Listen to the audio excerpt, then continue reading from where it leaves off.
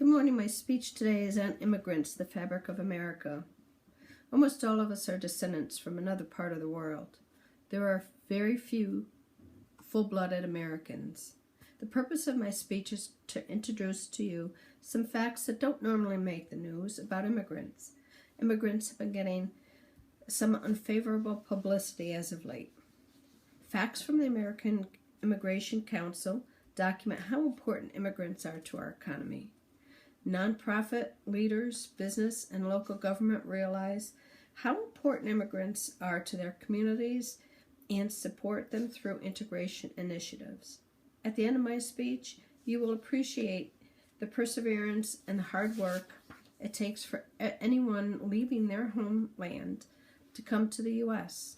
for the betterment of themselves and for their families. Immigrants are humble, outstanding workers. They want a better way of life for their families, and they pay the taxes here in the U.S. Most immigrants will take any job that's offered to them and will work longer and harder than most Americans do. Indra Nooyi, CEO of PepsiCo, was born in Madras, India. Her determination to study in the U.S. led her to Yale University's Graduate School of Management in 1978. In addition to attending Yale, she worked at night as a receptionist. She had no money to buy clothes, and therefore she would wear a sari when she went on interviews. She finished her degree, went to work for a consulting firm before joining PepsiCo in 1944. She had a major part in the reshaping of the Pepsi brand and oversaw the Quaker Oats and the Tropicana acquisitions, to name a couple. By 2001, she became the CEO. Her salary is now in the tens of millions of dollars, according to the Business Insider 2014. Immigrants that migrate here are very determined to succeed. Immigrant entrepreneurs contribute significantly to Connecticut's economy. According to the American Immigration Council, they list the following facts.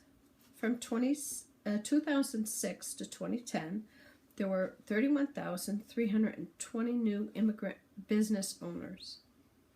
In 2010, 18.5% of all business owners were foreign-born. New immigrant business owners had a total net business income of $2 billion, which is 15% of all net business income in the state of Connecticut. United Technologies, Pitney Bowes, General Electric, and T-Rex all had one immigrant founder.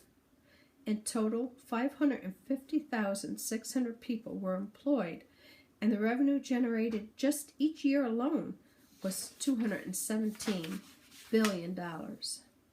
Connecticut is home to close to 500,000 immigrants. 49% of immigrants are naturalized U.S. citizens and are potential voters. Latinos and Asians have purchasing power of $21.7 billion. Undocumented immigrants pay $136.6 million in state and local taxes. Connecticut's innovation industries depend on highly skilled immigrants as it leads American innovation and creates jobs.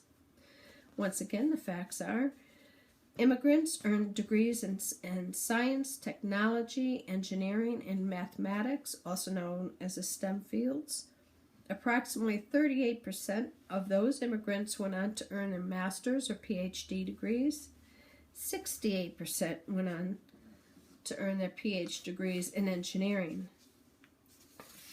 An expansion of the high-skilled visa program would create an estimated 6,600 new jobs in Connecticut by 2020 and would add approximately $2.2 billion to the gross state product and increase personal income by more than $2 billion. The reunification of families.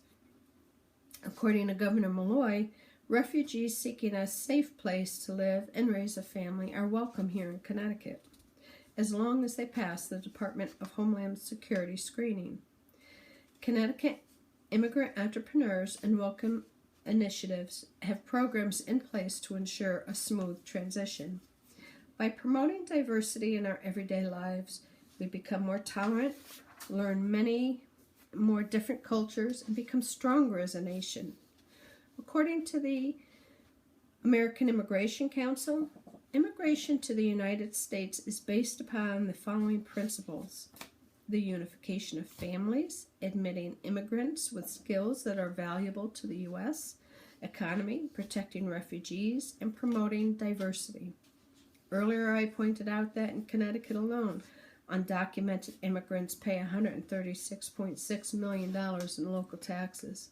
If all undocumented immigrants were to be removed, Connecticut would lose $5.6 billion in economic activity and $2.5 billion in gross state product, approximately 24,119 jobs.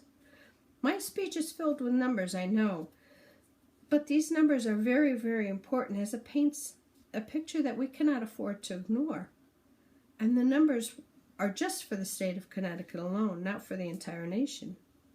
When all of the economic contributors that immigrants bring to the U.S. economy, as well as Connecticut's economy, it is in everyone's best interest to be welcoming and to help in the integration process.